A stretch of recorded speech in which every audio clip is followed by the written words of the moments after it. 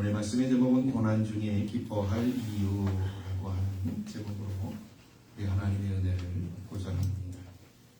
이 사도 베드로가 기록한 이 베드로 전서에 기록할 당시의 배경은 역사적으로 유명한 AD 64년에 발생한 네로의 기독교 박해에 대한 그 사건을 배경으로 하고 있습니다. 예수님이 승천하신 후에 바울을 비롯한 베드로와 같은 예수님의 제자들에 의하여 복음이 확산되어지므로 이 복음이 로마의 깊숙한 곳에까지 침투하여 전해 퍼지게 되었습니다. 이런 기독교의 위기감을 느낀 로마의 황제들은 기독교인들을 정치적 희생양으로 삼아 기독교를 탄압하기 시작하였습니다. 대표적인 기독교 탄압이 여러분 잘 아시는 것처럼 10대 박해 이렇게 해서 우리가 중고등학교 때 배웠던 것 같습니다.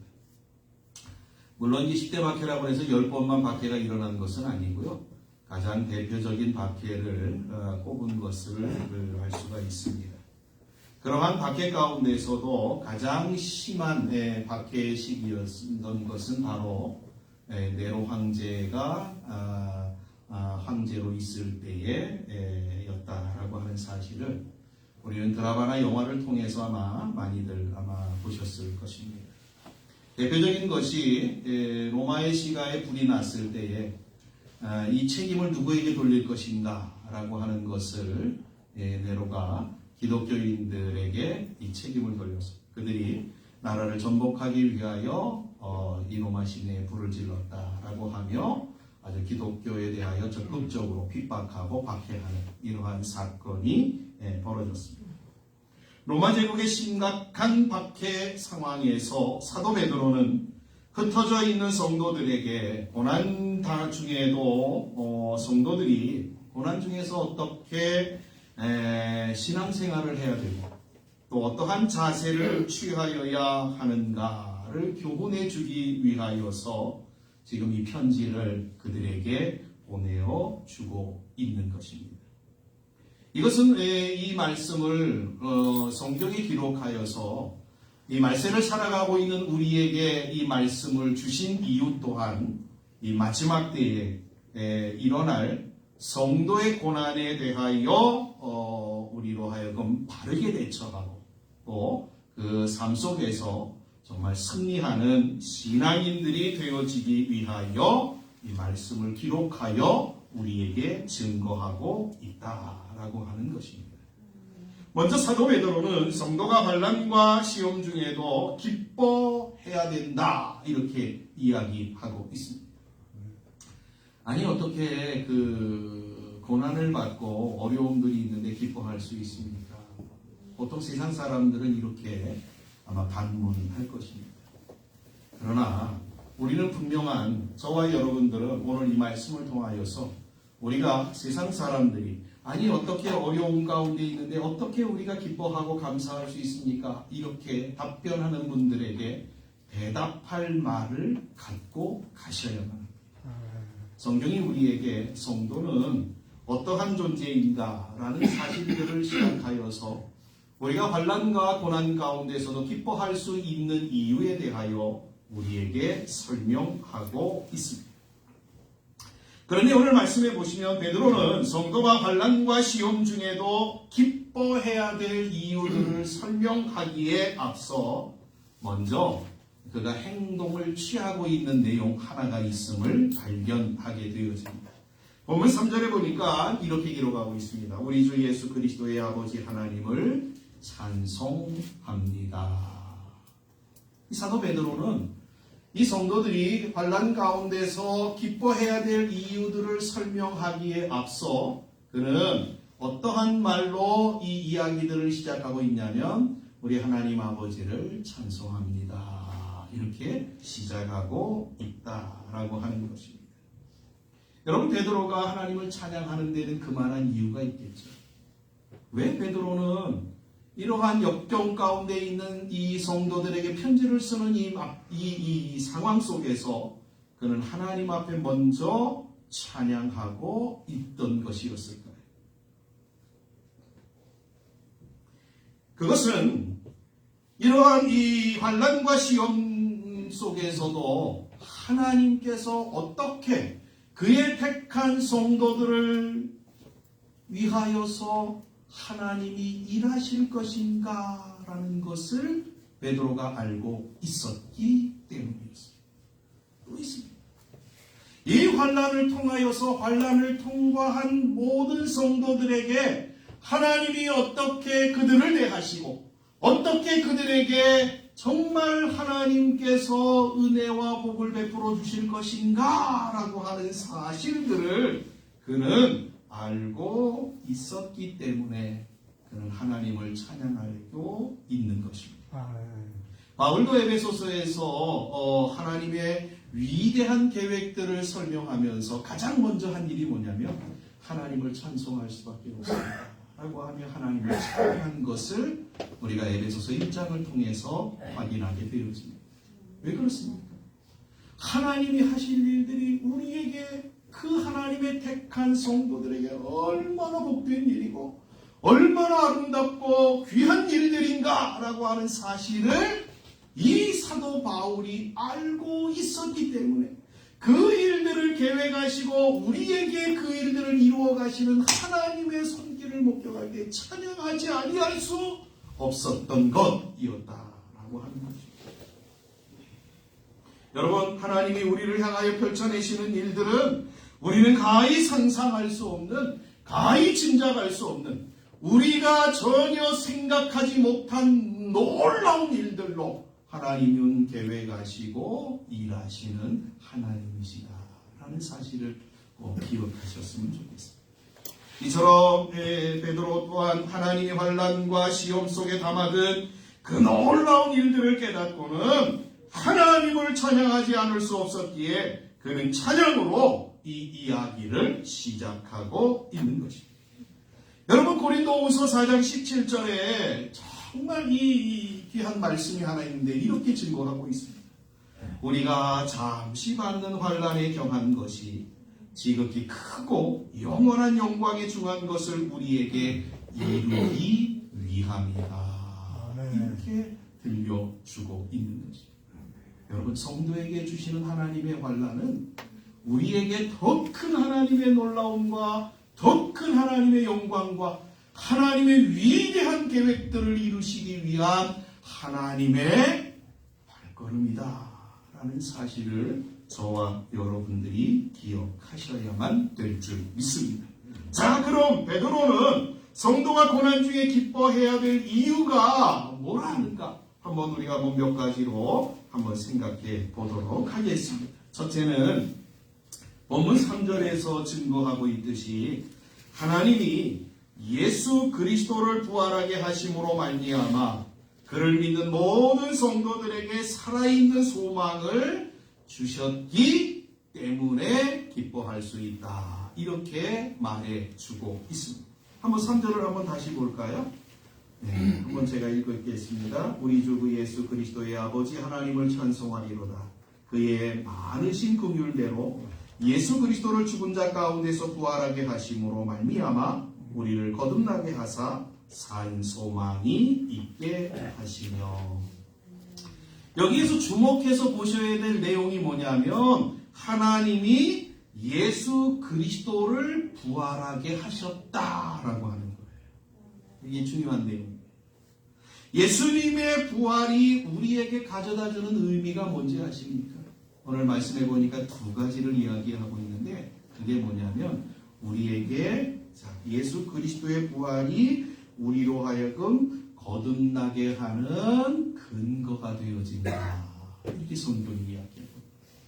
거듭난다라고 하는 말은 다른 말로 얘기하면 이제 구원한다, 구원받는다 이렇게 말씀드릴 수 있는데요. 그러니까 예수님의 십자가 사건과 부활 사건은 우리에게 무슨 근거가 돼요? 우리의 구원의 근거가 돼요. 어떤 사람이 구원을 받아요? 예수 그리스도가 나의 죄를 위하여 십자가에 죽으셨다. 그리고 사흘 만에 죽은 자 가운데서 부활하셨다라고 하는 이 사실을 믿는 자가 구원을 받아요. 여러분 이 사실을 믿으시지요? 믿는 자가 구원. 그러니까 이 예수 그리스도의 부활은 바로 우리의 거듭남의 증거요, 또한 이 거듭나게 하는 요인이었다라고 하는 것을 성경이 우리에게 일러주고 있다는 겁니다. 예수님의 부활이 우리에게 주는 의미는 또한 우리 또 예수님이 부활하신 것처럼 예수님의 부활을 근거하여 우리 또한 예수님처럼 부활하게 된다라고 하는 것을 우리에게 일깨워 주기 위함인 것입니다. 아멘. 여러분, 예수 그리스도를 믿는 사람들은 죽어도 죽은 무덤 가운데 그대로 머물러 있지 않습니다. 예수 그리스도를 믿는 자, 예수님이 무덤을 박차고 부활하셨던 것처럼 우리 또한 예수님을 따라 부활하게 되어지는 줄 믿습니다. 이것이 사도 베드로가 우리에게 증거하고 있는 성도와 고난 가운데서도 기뻐해야 될 첫 번째 이유로 우리에게 증거하고 있는 것입니다. 하나님이 예수님을 부활시키신 것은 예수 그리스도를 믿는 자들을 구원하시고 예수님의 부활처럼 부활케 함으로 영원한 생명을 얻게 하도록 하기 위하여 그것의 증표로, 그것의 증거로 예수 그리스도의 부활하심을 우리에게 보여주셨다라고 하는 거예요. 그래서 예수님이 부활하셨다라고 하는 거예요. 여러분들이 오늘 이 사실을 기억하시고 베드로는 환난과 시험 가운데서 있는 성도들에게 이렇게 얘기합니다. 너희들은 예수 그리스도를 믿는 사람들 아닙니까? 그러면 너희들은 하나님이 예수님을 부활시킨 것처럼 너희들도 반드시 부활케 함으로 영원한 생명을 얻게 할 것이니 죽음도 두려워하지 말아야 하지 않겠습니까? 지금 이렇게 이 사도 베드로는 성도들에게 편지하고 있습니다. 여러분, 다니엘서 3장에 보면 여러분 다니엘의 세 친구의 이야기가 나오지 않습니까? 사드락과 메삭과 아벳느고가 느부갓네살 이 신상 앞에 절하지 않았다라고 하는 이유 때문에 불무더기 속에, 불구덩이 속에 들어가게 되었습니다. 그들에게 이 왕이 다시 한번 기회를 준다라고 하면서 너희가 하나님을 부인하고 이 신상에 절하면 그러면 내가 너희들을 살려주겠다라고 얘기해요. 그때 이들이 뭐라고 대답하죠? 우리는 하나님을 절대로 포기하지 않을 것입니다. 우리가 죽더라도 하나님을 포기하지 않을 것입니다. 여러분, 이들이 왜 이렇게 고백할 수 있었던 것이었을까요? 그들에게는 바로 부활의 신앙이 있었기 때문이었습니다. 그러기에 이 부활의 신앙, 성도들에게는 부활의 신앙이 있기 때문에 베드로는 환난과 시험 가운데 죽으면 죽으리라고 하는 각오와 신앙으로 살아가라고 권면하고 있는 것입니다. 우리는 보통 그런 이야기 하고 있지 않습니까? 죽을 힘을 다하여 죽을 용기 가지고 죽지 말고 살면 못할 것이 없지 않느냐, 이렇게 세상 사람들 얘기하지 않습니다. 여러분, 그러나 이렇게 얘기한다고 해서 그 미래가 확실히 보장되어지는 건 아닙니다. 그러나 성경은 우리에게 분명하게 이야기하고 있습니다. 예수님을 믿는 성도들에게는 확실한 살아있는 소망이 우리 앞에 있다. 이 사실을 기억하시고 어떠한 상황 가운데서도 성도로 살아가시는 우리 운항의 모든 성도님들이 계시기를 간절히 소망합니다. 둘째로, 성도가 고난 중에도 기뻐해야 할 이유에 대하여 본문 4절은 이렇게 증거하고 있습니다. 성도에게는 썩지 않고 더럽지 않고 쇠하지 아니하는 유업이 하늘에 있기 때문이다. 이렇게 말해주고 있습니다. 여러분, 여기 썩지 않고 더럽지 않고 쇠하지 아니하는 유업이다라고 하는 것은 어떤 거냐면 우리가 이 땅에 잠시 가지고 있다가 놓아버려야 되는 그러한 것들이 아니다라고 합니다. 그것과는 반대되는 것들이다라고 하는 거예요. 그래서 그거에 대한 내용으로 그 내용들 썩지 아니하고 더럽지 아니하고 쇠하지 아니하는 것들이 어디에 있다라고 얘기를 하냐면 하늘에 있다. 그러니까 두 가지를 이야기하고 있는 거죠. 지금 성도들에게 하나님이 예비하신 것이 뭐예요? 영원한 거예요. 영원한 거예요. 그것이 또 어디에 있다고요? 하늘에 있는 것이다 라고 우리에게 일러주고 있습니다. 여기 유업이라고 하는 말을 좀 잘 보셨으면 좋겠어요. 하나님이 성도가 고난 중에서 기뻐해야 될 이유로 우리가 두 번째 우리에게 주시는 말씀은 바로 하나님이 이러한 유업을 우리에게 어떻게 해요? 준비하시고 예비하고 있기 때문이다 라고 하는 거예요. 여기 유업이라고 하는 말은 구약 성경에서는 이스라엘 백성들에게 약속되어진 가나안 땅을 가리킬 때 지칭할 때 사용하던 말이었습니다. 지금 베드로는 이 말을 인용하여서 우리의 영원한 집인 천국을 지칭하면서 이 단어를 사용하고 있는 겁니다.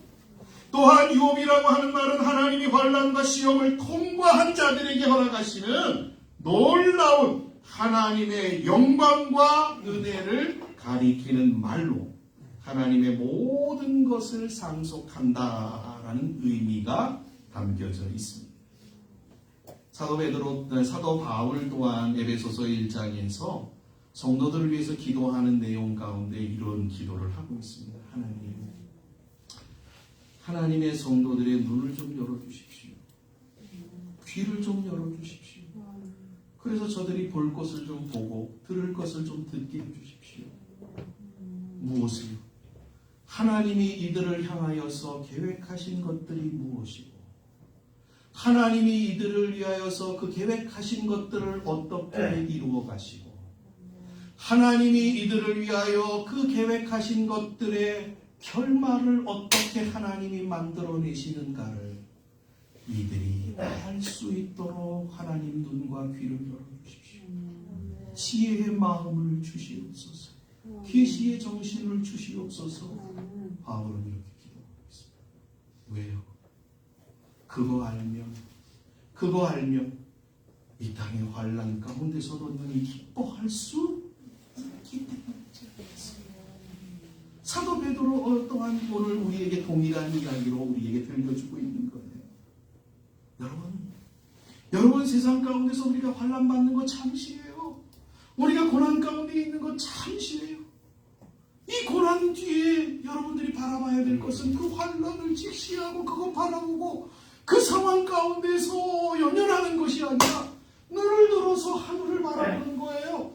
눈을 들어서 하나님 바라보는 거예요. 저 위에 계신 하나님을 바라볼 때에 하나님께서 우리를 향하여 갖고 계신 계획과 섭리와 그 모든 것들을 우리가 알 수 있고 볼 수 있게 되는 거예요. 사도 베드로는 이렇게 성도들을 위로하고 그들에게 힘을 복돋아 주고 여러분 그러게 많은 베드로는 성도들로 하여금 환난과 시험에서 정말로 기뻐할 수 있는 이유 여러분 현실이 아니에요. 하나님을 바라보는 것이다라고 우리에게 이야기해 주고 있는 겁니다. 저는 여러분들이 이렇게 좀 사셨으면 좋겠어요. 제가 한 가지 예를 들어서 말씀을 드릴게요. 여러분 정말 이렇게 좀 사셨으면 좋겠어요. 많은 사람의 생명을 구한 왈츠라고 하는 사람이 그린 그림 하나가 있습니다. 그 그림의 제목이 뭐냐면 소망입니다. 그 그림의 내용이 이렇습니다. 둥근 지구 위에 어떤 젊은 여인이 홀로 외롭게 앉아 있습니다. 자세히 그 여인을 살펴봤더니 눈에 수건 같은 거를 이렇게 감싸고 있는 거예요. 눈이 안 보이는 거예요. 또한 가슴에는 작은 비파를 하나 이렇게 들고 있는데 그 비파의 줄이 거의 다 끊어져서 이제 한 줄밖에는 남지 않은 상태입니다. 그 여인의 뒤에서 희미한 별 하나만 그 여인을 반짝하며 비추고 있습니다. 그런데 이 여인은 그러한 상황 가운데서도 비파에 하나밖에 남지 않고 한 줄밖에 남지 않은 그 비파의 줄을 튕기며 노래를 하고 있어요. 여러분, 이 내용이 무슨 얘기를 하고 있는 거냐면 이거죠. 하나의 남은 희망이라도 끝까지 놓치지 말고 잡아야 된다. 이런 이야기를 하고 있는 거예요. 여러분, 인생의 모든 소망이 다 끊어져도 우리에게는 유일한 소망의 줄이 있지 않습니까? 어떤 소망의 줄인지 다 아시지요? 하나님이라고 하는 소망.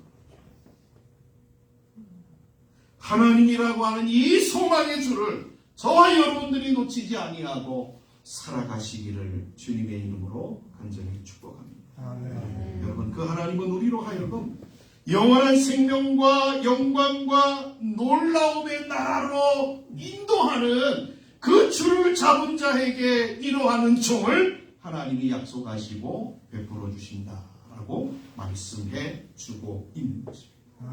또한 우리 성도님들은 내가 오늘을 살아가고 있는 것은 영원한 삶과 지금 이 삶이 연결되어져 있다라고 하는 사실을 기억하시고 사셨으면 좋겠어요. 이 지금 내가 성도가 살아가고 있는 삶은 영원한 삶과 무관한 삶이 아니에요.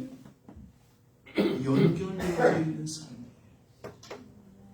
그렇기 때문에 이 시간 지금에 주어진 삶이 어떠한 상황 가운데 있다 할지라도 하나님을 바라봄으로, 하나님을 의지함으로, 하나님과 연결된 삶으로 만들어내는 이러한 지혜가 저와 여러분 가운데 있어야 될 줄 믿습니다. 셋째로 성도가 고난 중에도 기뻐해야 될 이유는 본문 5절에서 증거하고 있듯이 성도에게 주신 이 소망, 그렇죠? 하나님이 썩지 아니하고 쇠하지 아니하고 더럽지 아니한 이 기업을 우리에게 주시기 위하여서 하나님은 그분의 능력으로 성도들을 끝까지 보호하시기 때문이다 라고 베드로는 증거하고 있습니다. 그렇죠? 우리는 신학교에서는 이걸 뭐라고 얘기를 하냐면 성도의 견인 이렇게 얘기를 해요. 그렇죠? 하나님은 그의 택한 자들을 끝까지 주님 만날 때까지 주님 앞에 설 때까지 지켜주신다. 보호해주신다. 여러분, 저와 여러분들이 예수 그리스도를 믿고 하나님의 자녀가 되어졌고 구원의 은총을 받은 분들이라고 한다면 여러분 반드시 기억하십시오. 하나님은 우리의 남은 모든 생에 우리의 걸음걸음들을 지켜 보호하신다는 사실입니다. 여러분, 이러한 믿음으로 살아가시기를 주님의 이름으로 간절히 축복합니다. 여기 보호한다라고 하는 말은 어떠한 말이냐면 군사용어입니다. 군사용어인데 어떤 말이냐면 적이 이 공격할 때 적의 공격으로부터 시민들을 보호하기 위하여 만들어 놓은 방공호와 같은 요새, 이 거 안에 사람들을 다 피신시켜서 거기에서 머물게 한다라고 하는 의미가 담겨져 있습니다.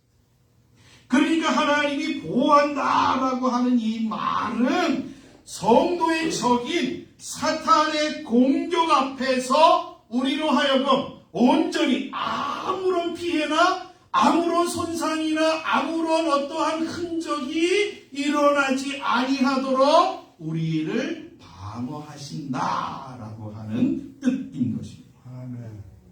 여러분, 성도의 적인 사단이 성도들을 공격하는 이유가 뭔지 아십니까?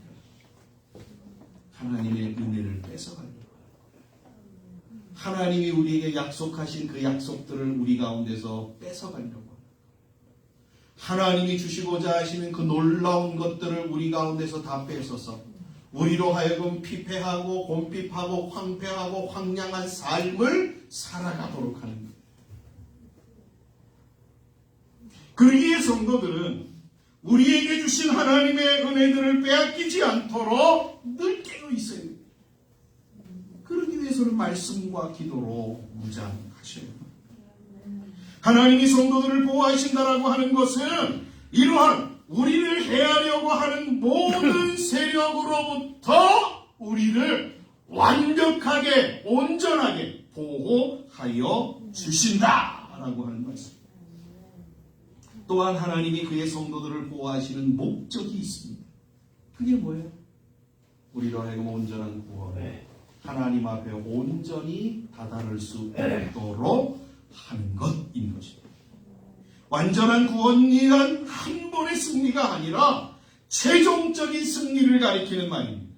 예수님이 재림하실 때 우리에게 소망을 약속하신 그 하나님 앞에 담대히 설 수 있도록 우리를 인도하시는 것만. 여러분, 사도 바울은 하나님의 보호에 대하여서 로마서 8장에서 우리에게 이렇게 얘기하고 있어요. 잘 들어보십시오. 하나님의 사랑에서 세상에 있는 그 어떤 것들, 하늘에 있는 것이나 땅에 있는 것이나 천사들이나 권세자들이나 어떠한 것들이라도 우리를 사랑하시는 하나님의 사랑에서 절대로 끊을 수 없다. 이게 하나님의 보호하심의 가장 아주 저는 적합한 말이다라고 말씀드리고 싶습니다. 어떠한 것도 하나님이 우리를 보호하십니다. 여러분 이러한 말씀 들으면 우리가 성도가 얼마나 당당해질 수 있겠습니까? 우리가 정말 하나님이 나를 보호하십니다. 우리는 이러한 담대함을 갖고 저와 여러분들이 세상 가운데로 나아가셔야 될 줄 믿습니다. 여기에서 아주 중요한 것이 있습니다. 그것은 하나님의 보호가 어떠한 사람들에게 있느냐라고 하는 거예요. 하나님의 보호가 어떠한 사람들에게 있느냐라고 하는 거예요. 모든 사람들, 세상의 모든 사람들을 다 하나님이 보호하실까요? 그렇지 않습니다. 여러분 본문 5절에 보니까 이렇게 얘기해요. 믿음으로 말미암아 이렇게 증거하고 있어요. 근데 무슨 얘기냐면 하나님의 보호는 어떠한 사람들에게 주어지는 거냐면 믿음 안에 있는 사람들에게 하나님의 보호가 적용되어진다는 거예요. 하나님을 모르고 하나님을 불신하는 사람들은 여러분 긍휼의 대상이에요. 하나님이 사랑을 베풀고 자비를 베풀어야 될 안타까운 대상이지 그들은 보호의 대상이 아니에요. 아셔요? 그러나 하나님의 택한 그의 성도들 자녀들은 하나님이 어떠한 사람들이에요? 그들은 보호의 대상이에요. 그들은 하나님이 반드시 지키시는 대상이라는 거예요.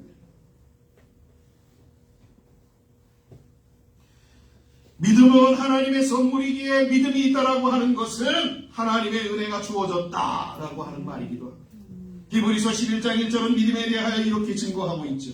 믿음은 세상의 눈으로는 볼 수 없는, 세상의 눈으로는 보이지 않는, 그러나 하나님 안에서는 볼 수 있는 눈, 그것이 바로 믿음이다. 아멘. 여러분 하나님이 우리에게 믿음을 선물로 주시고 우리가 하나님을 믿는다라고 하는 것은 어떠한 것이 우리에게 있어야 되냐면 이거예요. 우리의 눈에 보이지 아니하는 영원한 하나님의 약속, 오늘 사도 베드로를 통해서 우리에게 들려주고 있는 이 말씀들이 우리에게는 믿어지는 것들이에요. 믿어진다. 이게 하나님의 믿음을 받은 사람들에게 나타나는 현상이에요. 히브리서 11장 26절과 27절에 보니까 모세에 대한 소개를 이렇게 해주고 있습니다. 모세는 세상의 눈으로는 하나님의 약속과 인도하심 그리고 역사하심을 못 보았지만 믿음이라고 하는 눈으로 그것을 보고 하나님을 온전히 따라간 자이다 하고 성경은 증거하고 있습니다. 우리는 여기서 한 가지의 공식을 발견하게 됩니다. 그것은 하나님이 믿어지는 사람은 하나님의 약속과 말씀 그리고 장래에 행하실 일들이 믿어진다라고 하는 것.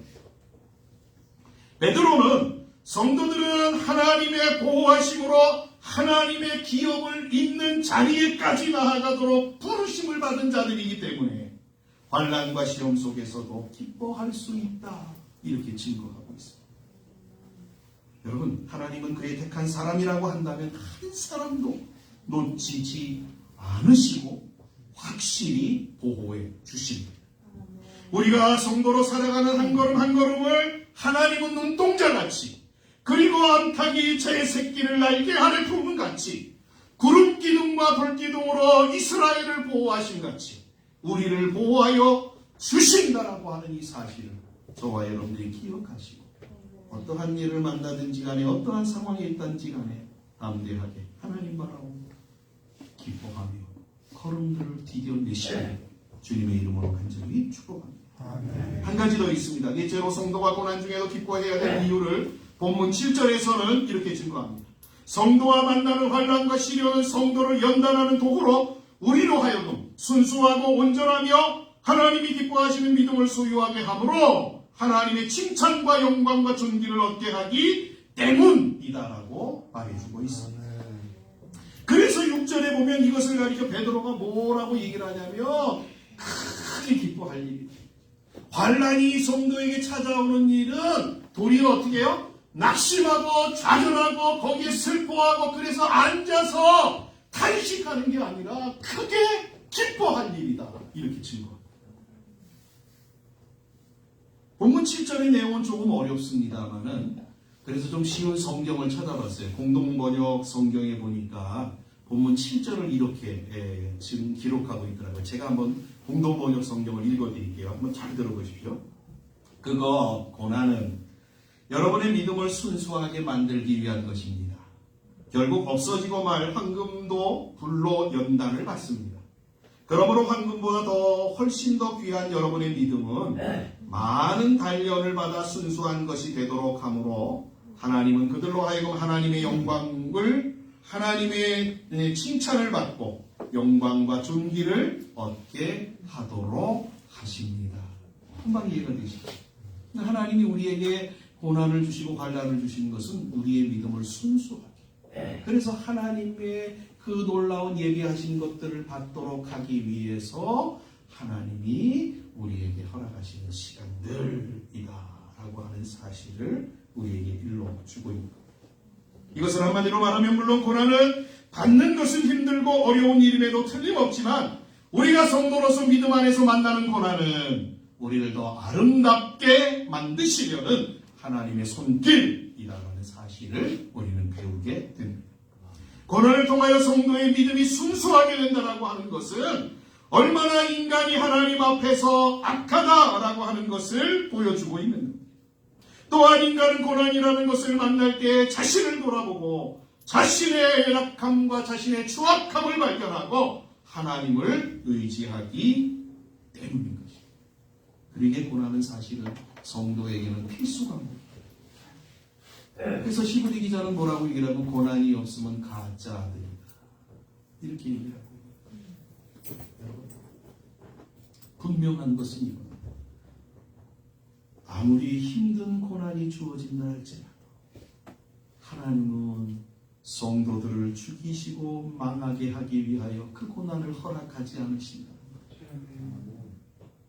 하나님이 성도들에게 고난을 주시는 것은 우리로 하여금 더 복되고 영광스럽고 아름답고 그래서 하나님의 놀라운 은혜에 나아가도록 하기 위해서 우리에게 허락하신다라고 합니다.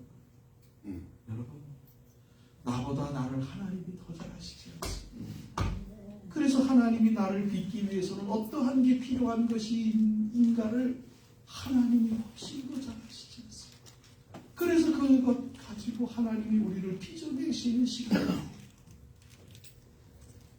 여러분, 이러한 사실 앞에서 성도는 그래서 어떠한 일들을 만나든지 간에 우리는 하나님이 나에게 유익을 주시기 위해서 이 일들을 나에게 펼쳐내시는 거라고 하시면서 감사함으로 기쁨으로 주어진 시간들을 맞이해야 될 줄 믿습니다. 말씀을 정리합니다. 예수 믿는 성도들의 소망이 이 세상에서 잘 먹고 잘 사는 것만이 목적이라고 한다면 지금 베드로 사도가 우리에게 말하여 주고 있는 내용들은 우리에게 소망이 될 수 없습니다. 그러나 영원한 것들의 소망을 가지고 계신 분들에게는 이러한 내용의 말씀은 우리에게 위로가 되고 힘이 되고 능력이 되는 말씀에 틀림이 없습니다. 다시 한번 말씀드리지만 하나님이 우리를 성도로 부르신 것은 영원한 하나님의 영광을 기업으로 얻도록 하시기 위해서 부르신 겁니다. 물론 하나님은 우리의 사는 날 동안에도 이스라엘을 구름 기둥과 불 기둥으로 인도하여 주신 것처럼 신발이 닳지 않도록 그리고 발이 붙지 아니하도록 옷이 헤어지지 아니하도록 그들을 인도해 주신 것처럼 우리 또한 그렇게 인도해 주실 것입니다. 그러나 우리의 사는 날 동안에 주시는 하나님의 은혜는 영원한 영광과 비교하면 그림자에 불과해요. 여러분 조심해야 될 게 뭐냐면, 신자들이 조심해야 되는 게 뭐냐면 그림자를 따라가는 거예요. 그림자를 쫓아가는 거예요. 그림자가 마치 실체인 것처럼 여기면서 신앙생활하는 거예요. 이게 신앙생활의 가장 위험한 거예요. 여러분, 하나님이 우리에게 주시는 것은 영원한 영광에 대한 그림자로 주는 거예요. 이 사실을 기억하시고, 정말 우리 성도님들은 한 번도 실수하지 않는다. 끝까지 주님 바라보시고 주님 의지하고, 이러한 상황 환난 가운데서도 하나님이 우리에게 예비하신 이 모든 것들을 소망하고 남은 생애를 저와 여러분이 살아가시고, 주님 앞에 잘했다 칭찬받고 인정받고 주님 앞에 섰을 때 정말 기쁨으로 주님을 만나는 복된 성도들이 다 되어지시기를 주님의 이름으로 간절히 축복합니다. 아멘. 기도하겠습니다. 하나님 감사합니다.